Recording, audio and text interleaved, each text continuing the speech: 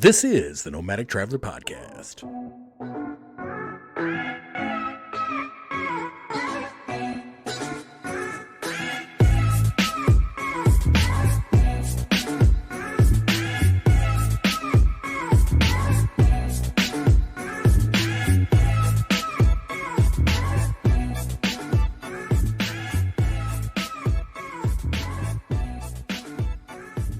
Welcome to Nomadic Traveler Podcast. I am your host, Jason, and our lovely and wonderful co-host is here, as always, Miss Nicole. Hey guys, how's it going? And today's show, we have on Sahara Rose. Sahara Rose. I don't know. I'm making that up. One or the other. Yes, so she's going to talk to us today about travel coaching and how that differs from being like a travel agent. Yeah. And I think it's going to be pretty interesting. I'm excited. And I want to know if her name is real. I think it's a fake name. Sahara. Let's make her pronounce it first so we don't look stupid. I just think it seems fake. It seems like an actress name or something. Like that's my stage name. Oh, Sahara Rose. I bet Rose is their middle name. A lot of people. Maybe. Mm-hmm. Quite possibly. It feels fancy. It feels bougie. I'm just jelly. Yes, right. We're jelly because our names are normal and it's boring. Dyson. No, I think she's going to have a lot of good insight and perspective that will be good for our listeners. Yeah, and we're going to learn all about travel coaching. Ooh, maybe I'll do that. I don't know anything about that, so. I don't either. I know what like a travel agent is. Yeah, I was going to say I don't know what the difference is between that and a travel agent, so. Well, and I heard travel agents are dying out because it's not really like a thing anymore because you could just go online and plan crap. Hopefully, she can explain to us the difference. All right, let's get it. All right, up next, Miss Sahara Rose.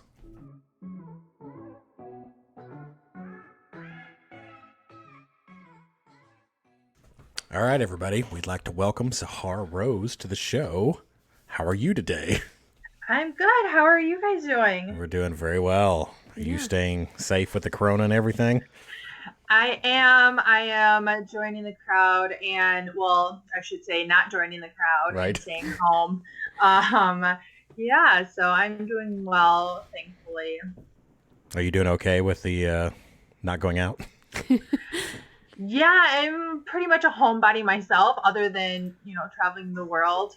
But it's nice being able to have some time to focus on things that maybe I was too busy to do or put to the wayside a little bit. So I'm just trying to find the best in being stuck at home and, really diving deeper into maybe like courses that I bought or research articles that I have been stored in my folders on my computer to get to.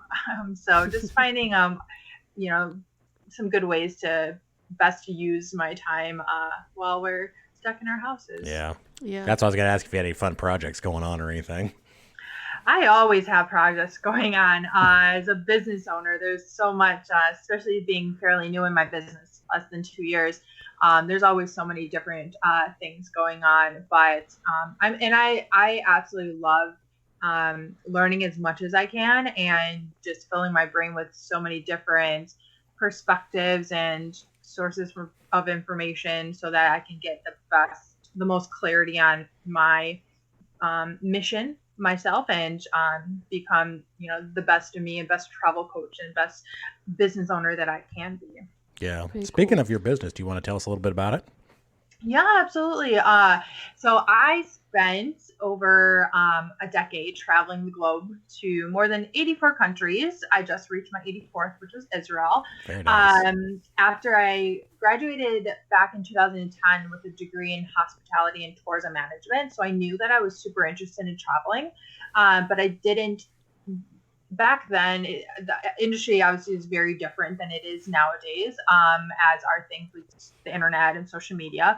So there weren't really any jobs that really sang to me on something that attracted me to spend my time working in the job or in the company that would fulfill my desire for how much I wanted to travel. I was 22 and hadn't really gone anywhere much outside of the U.S., but I had a desire to do so. So I decided to take the unconventional route, and I packed a bag and I set off to explore the world. And I thought I would just go to the normal, my first backpacking trip, which was Western Europe. I thought I was just going to do that. And then I was like, oh, I'll go back home after that and I'll figure, I'll get a job. I'll figure things out and I'll do what, most people do, climbing the corporate ladder and doing all the right things, and fell in love with traveling. And it was feeding my soul and feeding my health, and I didn't want to stop, and I ended up traveling on and off for the next 10 years. And I wasn't keeping count during my journey. At one point someone did ask me, how many have you been to? So I took the time to count, so that's how I know I've been to 84. But I just kept on going, and I ended up throughout that time I was still struggling for a long time trying to figure out what my ideal career path was. But I feel very fortunate to be traveling during that decade.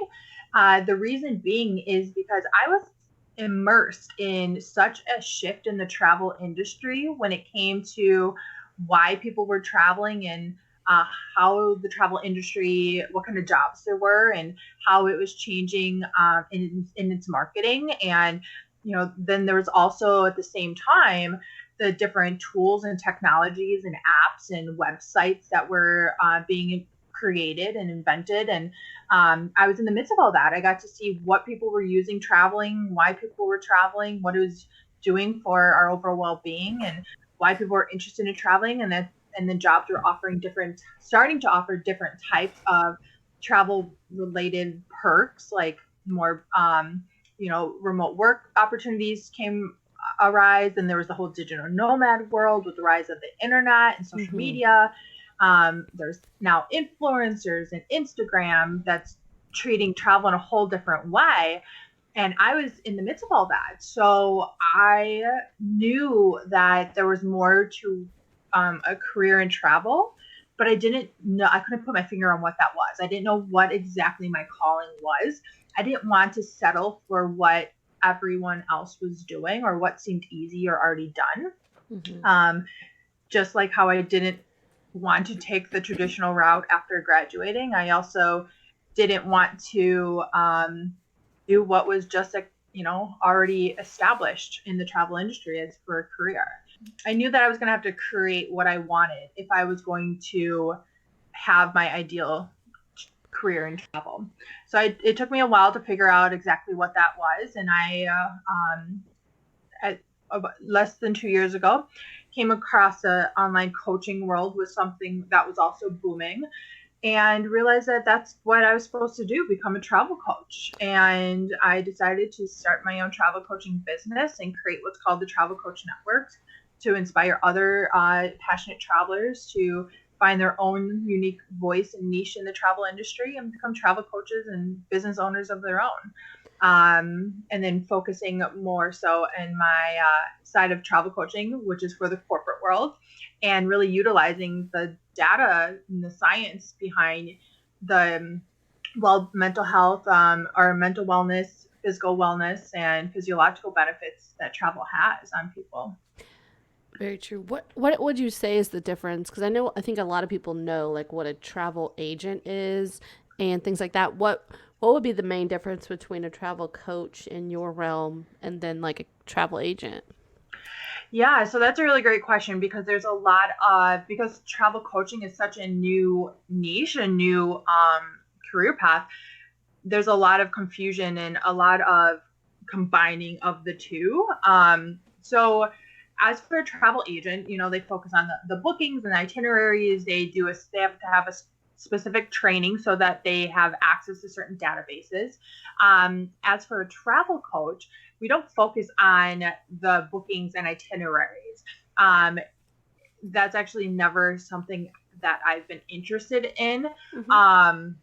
So what we do instead, travel coaching, focuses on the why for the travel.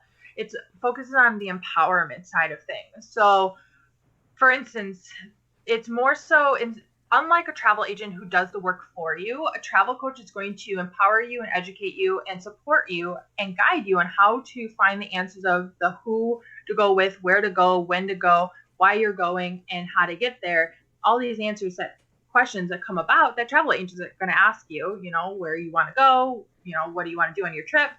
We empower you now as travel coaches to be able to find those answers from within, because we all have those answers. When we think about it, why we're even driven in the first place to travel somewhere, what is causing our drive to get away? Are we stressed from our home life? Do we need, is our marriage on the rocks? Do we want to go and spend time with our partner? Do we need time just for ourselves? Are we so in a place that we're like, we just need to go away? Maybe I need a girlfriend's trip or something like that. So what is the why? And therefore you can figure out, well, what kind of things do I need to do on this trip? If I am super stressed out, what can I do to lower my stress levels? What can I do to lower my anxiety levels? Science shows you go to a place where, a body of water, breathing in the salty sea air, that's going to lower your stress levels. Going a place where you're alone, maybe there's a beautiful body of like a lake. I love to go to a lake and just sit and journal. Maybe I can join a spiritual retreat or some place where I can try something different too. So it's really just figuring out what can you do on your trip that is going to improve your overall well-being, so that when you return from your trip, you're able to utilize those experiences to better your work life, your home life, your daily life, your mental health. So that's what a travel coach does. It's more on the empowerment side of, let me help you figure out how you can have a transformative experience of your own and empower you to take more control over your travels and your lifestyle. Do you have like a set of questions that you usually ask, or how does this normally go? Yeah, I have a traveler assessment that I've created myself that so it's essentially a set of questions that I ask people, and it's kind of a little bit of what I mentioned there. Things like, what is causing you to want to get away? Where are the stresses coming from, or what fears are you facing? A lot of times people are limit themselves on their travel abilities because of different fears. Maybe it's a fear of traveling alone. Maybe it's a fear of flying. Maybe it's a fear of missing out on something back in the home life or work life. So where are these fears? So what can you bring to the forefront and address them on or during your travels so that you can have the best experience possible? Does that make sense? Yeah, that really does. Because when you were just explaining it a second ago, I was thinking about how much that relates to just like a counselor or mental health profession. Do you guys, or have you ever thought of like kind of collaborating with people who are in that profession that could maybe, send people to you who are maybe in certain states that travel might be effective to help with these type of, beliefs and mental health that they might have? Yeah, that's a really great point. Travel, wellness in general is a very, very fresh concept when it comes to, let's say, the workplace and corporate world. Mm-hmm. And especially just wellness tourism in general has quickly gone on the rise, but it still focuses more so on diet, sleep, exercise, yoga classes, wellness retreats, stuff like that, spas.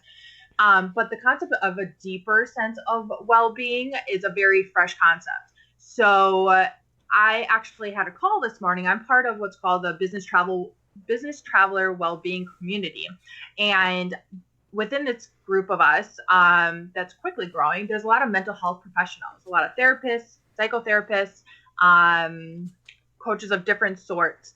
And we all come together because what we do is very joint, but still very different. So I don't focus on, I'm not a mental health professional myself, mm-hmm. but what I do when it comes to travel ties in, as we see, with boosting mental health or impacting mental health. So yes, there's a lot of room for growth. There are things that are going to be established in this area. So it's just the very beginning of what you've mentioned there, but that's a really good point. So are most clients individuals, or are they like corporations? Company-wide. So I'm focusing on my business traveler and corporate wellness travel wellness programs. So it's more so right now I do speakings for things like the Global Business Travelers. I'm reading your travel logo on my screen here. The Business Travel Association, as well as like the workplace wellness summits. So getting the message out there is my mission at the moment, of just spreading awareness on this. Companies are starting to create, there's a lot of corporate wellness companies, but as for business travel, which is a huge focus of mine, and a lot of my connections, they're just starting to implement some sort of wellness initiative.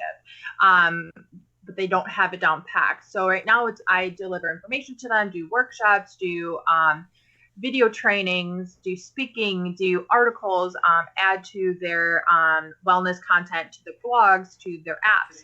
So that's what I do at the moment. Very cool, because I work in the mental health field, and I could see the connection here. And so when you go to talk to these like these like corporate worlds and these corporate leaders, do you then bring like evidence or data to prove that, like, because I know in order for a company to spend money on a wellness program, they have to prove that it's going to increase their productivity or increase their overall income and sales, or whatever the company might be striving for. So do you then like talk to other professions and find data and information and bring it to the corporate world in order for them to want to pursue these wellness programs? Yeah, so I bring the data as in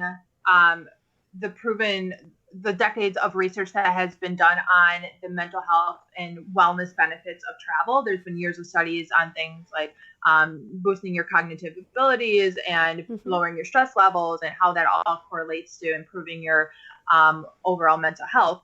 And then I bounce that off of other data out there on like burnout and mental health issues in the workplace.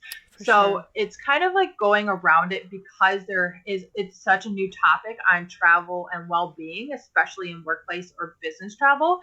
Right now, there's just a lot of data being collected on even just like the negative side. So that what I mean by that is like on the problem, I should say. So companies are collecting data, or starting to try to work with HR or booking managers to collect more data on business travelers, so road warriors who are constantly traveling, because there is such a epidemic, just like burnout in the workplace. There's a huge burnout in the business travel industry with business travelers who are constantly on the road. So right now, because it is like, that's why I'm saying wellness in general is such a new initiative for so many companies. So especially on the mental health side of things. So digging deeper and getting more personal with people is such a new area that they're starting to dip their toes into. So there's not enough data collected yet. So that is one topic that we in our business travel wellbeing community talk about, is how can we get more data out from things like road warriors, so that we can then put into play for me, for instance, my proven data that I bring to the forefront in my speakings on how travel does improve well-being. But there's still a lot of work to go.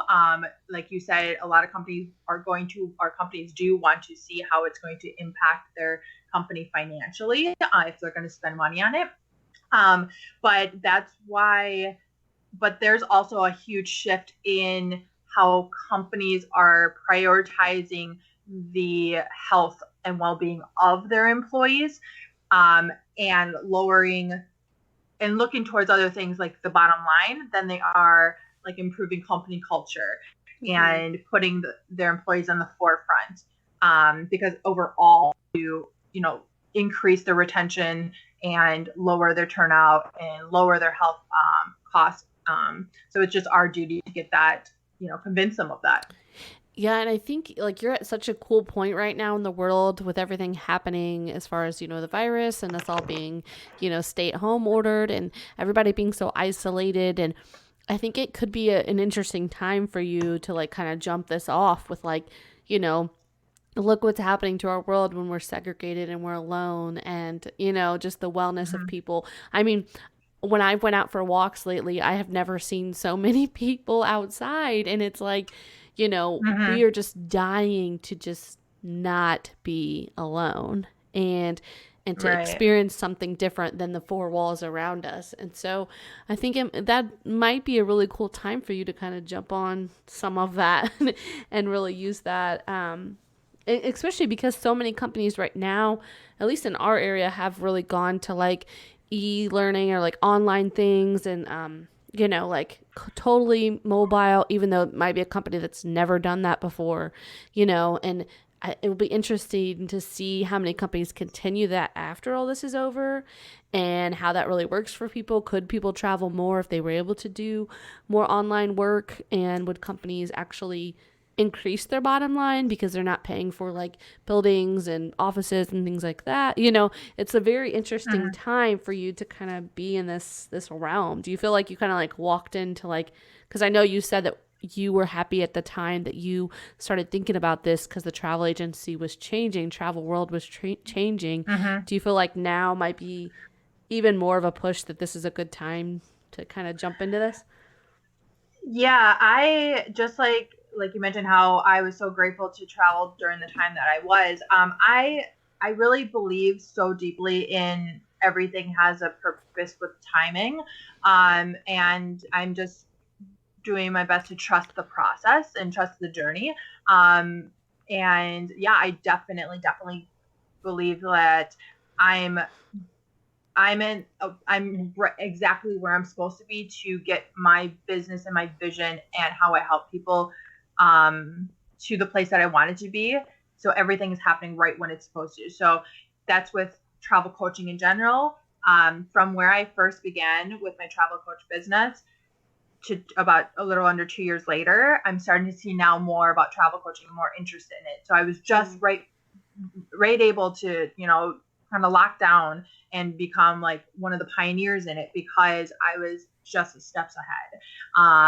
And so I think that I apply that same thought to business travel and what I do in the corporate health space too. So cool. It does kind of feel like perfect timing kind of thing. Yeah. Once you hear about it, just feels like it's just a flow. It's perfect right now. Well, I'm always amazed at how all these companies thought that they couldn't do any stay-at-home workers, and it's like all of a sudden, hey, everybody suddenly figured out how to do it because they're forced to do it. Yeah. Well, not all companies did. A lot, though. Yeah. A lot more than usual. For sure. Yeah, a lot of companies you would never have thought could do their things online, and that they're trusting people to do it from home, and how is that gonna increase their trust to be able to do this longer? That's what I think. Yeah, because I think a lot of fears like, oh, people aren't going to get their work done, and it'll be interesting to see how it plays out for sure. How would you think, like, if somebody was interested in becoming a travel coach or interested in learning, like, how would they go about doing that? And then if I know that you focus on like the corporate world, but how would they go about maybe doing that with individuals? And do you have coaches underneath you, or? Yeah, how does that work? Yeah, so I created what's called the Travel Coach Network because I knew that travelers all have such a unique perspective and background of experience traveling and come from a place that is very different compared to others, that they were able to help people as a travel coach in a way that I wasn't able to, but I wanted to create what I was seeking, which is the ability to learn how to do that. So I created what's called the Travel Coach Program, and I put everything into it that I use to grow and build my own travel coaching business. But I make it where essentially I teach and empower and guide other passionate travelers on how to find their own voice and niche and use what's authentic in their own experiences to help those who best relate to them in the travel sense as a travel coach, and how to build a business that feels comfortable for them and desirable for them. I put that onto my travel coaching program. So it's actually a really exciting time. So that's one of the projects that I am currently working on. Is my program's already established. I have about I just closed the founding members round at the end of 2019, and have about 30 travel coaches in my program. But I am in the process of transforming my program into a certification program. So it is going to be the only certified travel coach program on the market.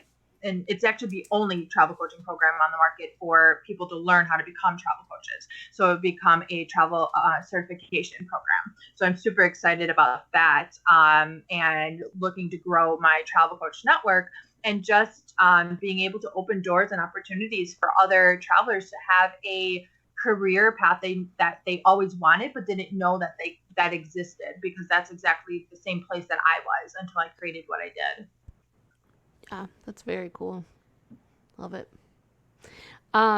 So what do you like, so say someone comes and they meet, an individual meets with a travel coach and they go on their first trip. Is it kind of the thing that, like, since you're empowering them to make their own decisions and their own choices, is that something that you would want them to, like, then they wouldn't come back to you because then they'd be ready to know what they want to travel, where they want to go next time? Yeah, so it really depends on the travel coach themselves, on what kind of business and what kind of services and or products that they want to have. That's what I teach in my program, is what kind of business model do you want to have? Do you want to do more one-on-ones with people where they're most likely going to come back to continue support? Do you want to create a program or something to guide them on their own? That is evergreen and they can continue to use? Do you want to do a combination? Do you want to put that into a book? Do you want to put your information, like, how do you want to deliver and help people in a way that is exciting for yourself? So that's one thing that why I love so much my travel coach program, because I really leave it open to the travel coach themselves. So it really depends. So yes, there are times where you provide the support and the encouragement and the tools and guidance. But when you think about something like traveling, where it can be so diverse and so diverse in every experience, maybe sometimes you want to go to a place that's more secluded. Maybe you want something a little bit more personal. Maybe this time it's by yourself, or next time it's with a partner. People are always going to look for some sort of support and guidance, so they can come back to you, or depending on what is exciting for yourself as a travel coach, how do you want to better serve them? Something maybe like a membership site that they can create, where it's different types of information over a period of time, and they don't unlock that and that the client doesn't get that until a certain time frame. So it really is a special structure that they can create. But yeah, or there's times where it's just one-on-one and it's a one-time session or one-time help, and they don't have to come back. But I feel like when people find someone that they like and they trust and they really believe in, they come back to them time and time again for like a support system. I wanted to ask you, how do you bill? How much does something like this cost? Is it like, is there a set fee, or is it hourly, or how does it work? Oh, it really depends on the travel coach. I don't help people what kind of business to create, and I don't tell them what kind of products or services to have. I give them the tools to decide on that on their own. I just know what I do for myself. I personally, I had a lot of people coming to me as a travel coach myself with travel advice. So I ended up putting it all into a book, and I sell my book because I wanted to focus on helping other travelers become travel coaches, because I didn't have someone to do that for me in the very beginning. So I know what my programs cost, and then I'm in the midst of developing and pricing my programs, which will be travel coaching programs for the corporate and business travel space. So that will be a nice hefty amount, but I haven't decided yet. But it really depends. It could be, one-on-one sessions. It's whatever people want to charge. It's just like the business coaching world. Everyone charges different amounts for their services and their products. So your book is complete? Yeah, I wrote a book in 2019. What's your book called? Hey You Just Go. Hey You Just Go. Okay. Yeah. Hey You, Just Go. I based it off of my most popular blog post. I had a blog just for fun throughout all my years of travels, and just tracked the analytics and saw that this particular blog post I had was catching far more attention. And I wasn't pushing my blog through any sort of SEO or marketing or anything. So I knew this is just something people were organically looking for, what kind of topic. And it was called How to Travel the World When You Can't Afford It. And I used that blog post and turned it into a book. Obviously, I added a lot more information to it to, give all the content. But yeah, and so I put that out there. It's on Amazon. People get on it's a hardcover. Some people prefer that, and then you can also do the online version. But that was super exciting and fun. So when people come to me just for travel coaching advice, as a traveler, I just send them to my book. It's a much cheaper way to work with me. Very cool. Nice. So have you ever thought about putting it on Audible? Yeah, I just don't have time at the moment. It's been on my to-do list, honestly, since I launched my book on Amazon. So making it to audio has been literally written on my to-do list. I just have many projects to be working on. But yes, that is definitely on my list to do. Yeah, I love Audible, so that's why I ask. Yeah, I know. I need to. Well, that sounds and then wonderful. You have a website too, or what? Yeah, my website is thetravelcoachnetwork.com. So that's actually, you can find everything about me. So my book is linked on there. You can learn about my corporate side of things. I even just put a lot of research on there. All the research I found on the benefits of travel, I put on there as just a nice tool and resource for people. I have a blog on there that I have guest contributors into, and so people just sharing their different niches and different perspectives and advice and tips on travel. And then, of course, my travel coaching program stuff is on there as well. Very nice. Very cool. I think that you are an emerging thing, or what you've created is going to be such a great emerging thing in the travel world. Oh, thank you. And I love You're it. so sweet. So excited to see it bloom. It's going to be pretty cool. Yeah. Oh, thank Very you. cool. I'm really excited. I see a lot of great things. I've been very blessed to have a really great support system with my mentors. A lot of people have made some great strides in the travel industry as well as the wellness industry. So just having mentors like that to help guide me and feed off of, and just have also just the drive. I have such a hunger to turn my vision into what I know it can be. But then at the same time, like I said, trusting the process, because things like this, we never expected the COVID-19 to occur, but I have such faith in what it's going to do in a positive sense for wellness and travel. It might be a little bit of a bit of getting used to, but I think it's exactly what my business needs, in the sense of putting mental health and well-being and travel in the forefront of people's lives, especially from the corporate space. I completely agree with that. Yeah, for sure. Yeah. And coming from the mental health side and also corporate worlds, and seeing how wellness is not a very important thing, at least where I'm from. I think that this will be a blessing to everyone. Yeah. Yeah, for sure. Yeah. That's why I tell everybody all the time about this time that we have available. Instead of looking at it as a curse, look at it as a blessing, and try to enjoy the time with your kids, and try to enjoy the fact that you have time to do things around the house, and you can take classes and do various different things that you would have not had time to do in any other circumstance. So, For sure. and if you're looking at a big trip, start planning that trip now. Yeah, Make sure it's Do the exactly. research now while you got time. Planned to the T. Plan that trip to Bali.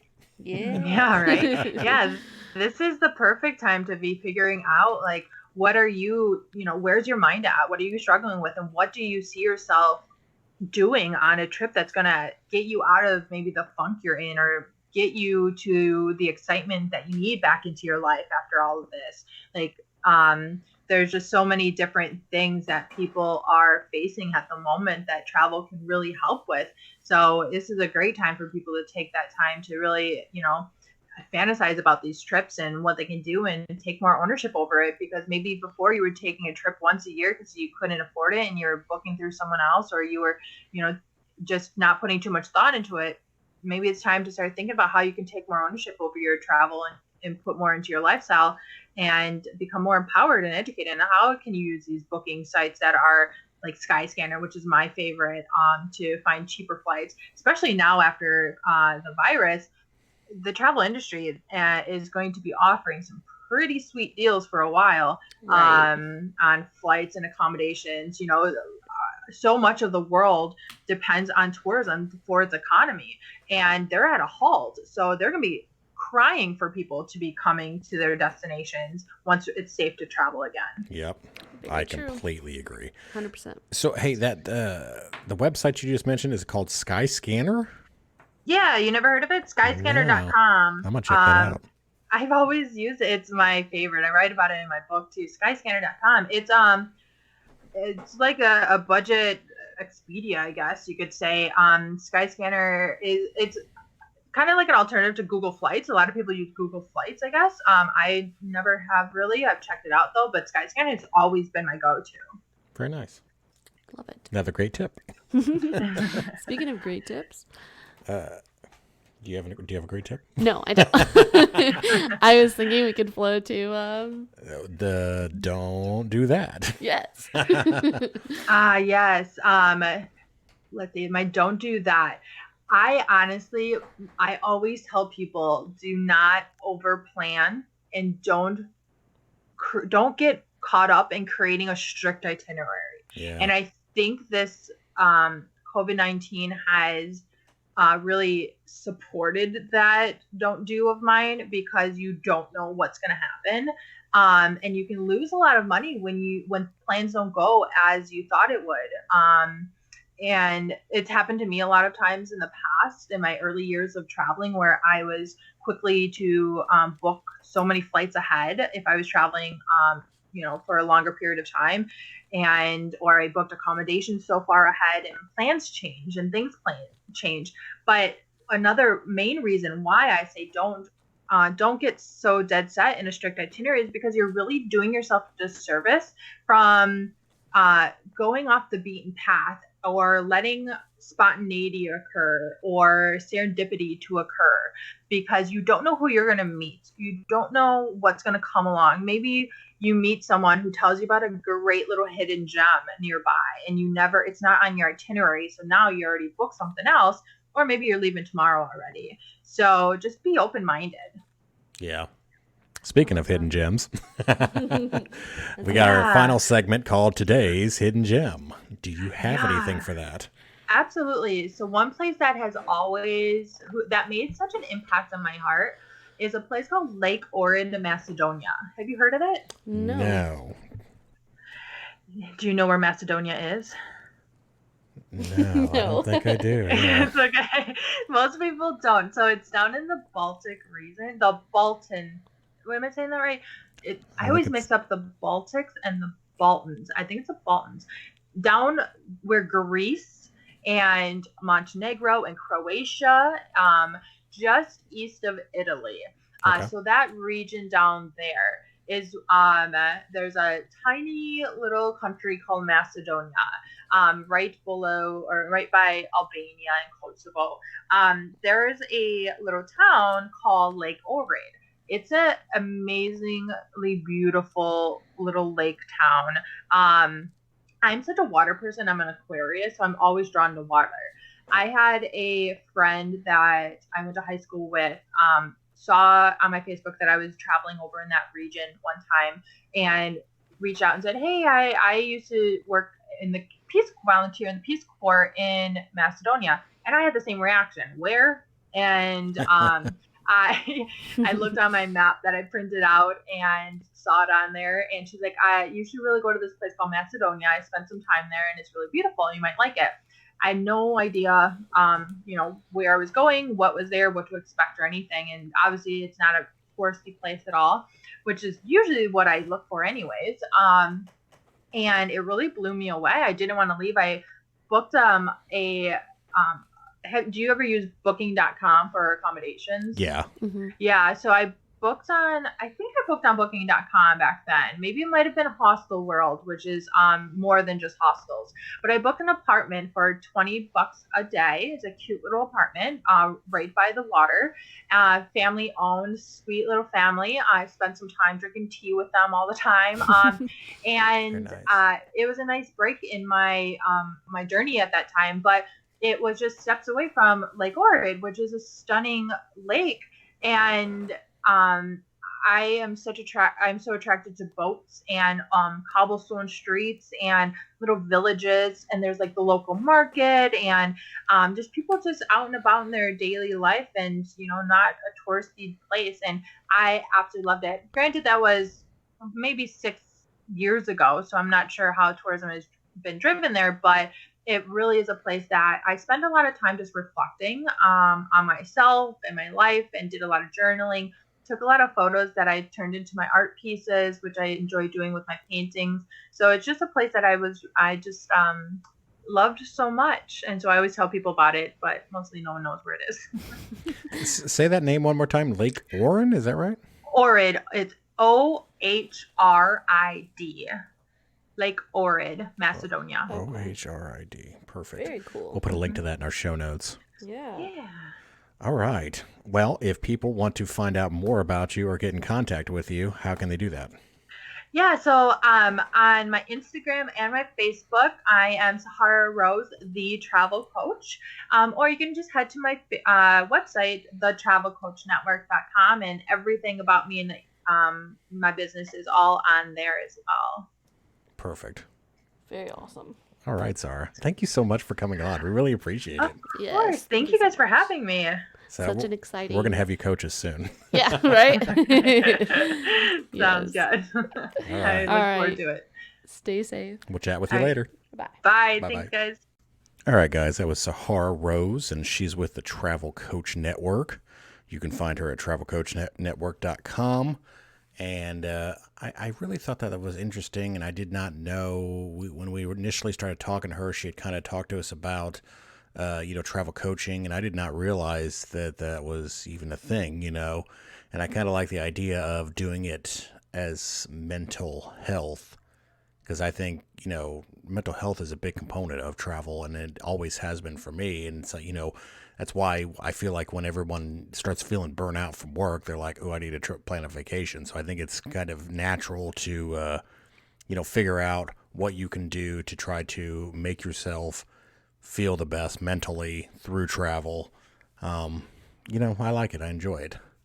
If you could leave us a review anywhere that you get your podcasts at, especially Apple Podcasts, we would really appreciate that. That helps us get more great guests like Sahara Rose.